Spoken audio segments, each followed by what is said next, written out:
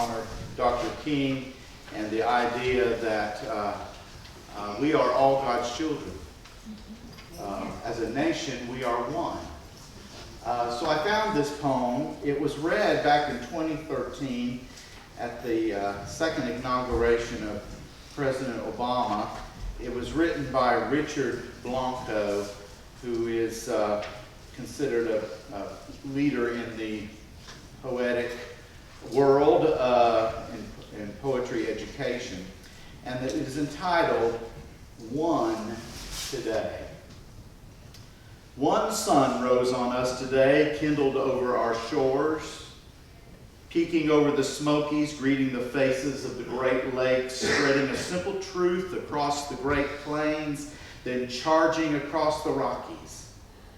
One light, waking up rooftops, under each one a story told by our silent gestures moving behind windows.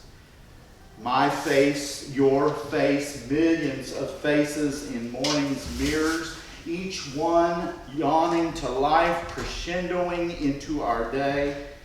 Pencil yellow school buses, the rhythm of traffic lights, fruit stands, apples, limes, and oranges arrayed like rainbows, begging our praise.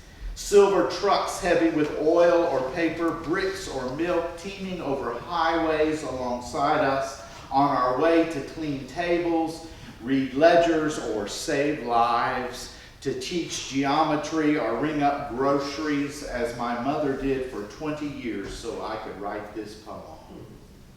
All of us as vital as the one light we move through, the same light on blackboards with lessons for the day, equations to solve, history to question, or atoms imagined, the I have a dream, we keep dreaming, or the impossible vocabulary of sorrow that won't explain away the empty desks of 20 children marked absent today and forever.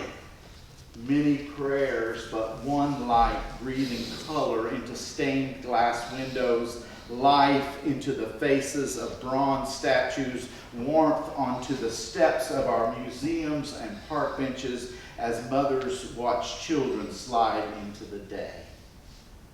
One ground, our ground, rooting us to every stalk of corn, every head of wheat sown by sweat and hands gleaning coal or planting windmills in deserts and hilltops that keep us warm, hands digging trenches, routing pipes and cables, hands as worn as my father's cutting sugar cane so my brother and I could have books and shoes.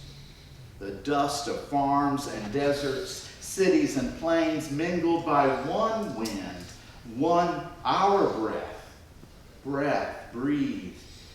Hear it through the day's gorgeous din of honking cabs, buses launching down avenues, the symphony of footsteps, guitars, and screeching subways, the unexpected songbird on your clothesline.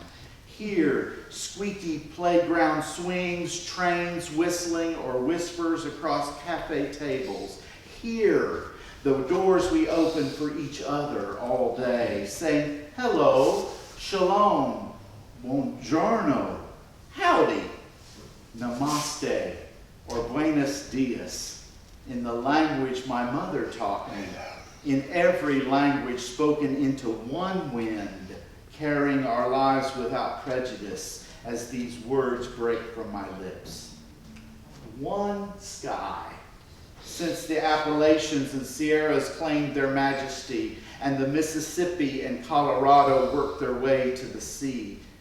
Thank the work of our hands weaving steel into bridges, finishing one more report for the boss on time, stitching another wound or uniform, the first brushstroke on a portrait, or the last floor on the Freedom Tower, jutting into a sky that yields to our resilience. One sky toward which we sometimes lift our eyes tired from work, some days guessing at the weather of our lives, some days giving thanks for a love that loves you back, sometimes praising a mother who knew how to give, or forgiving a father who couldn't give what you wanted.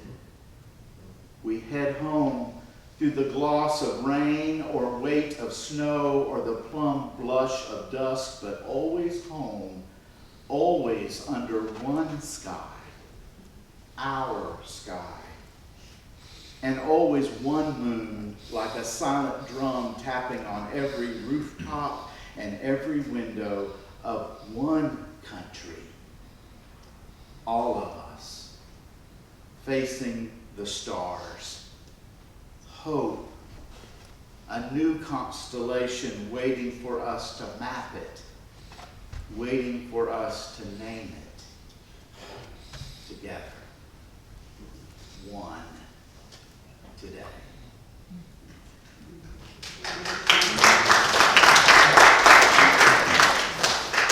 Jordan is going to lead us this morning.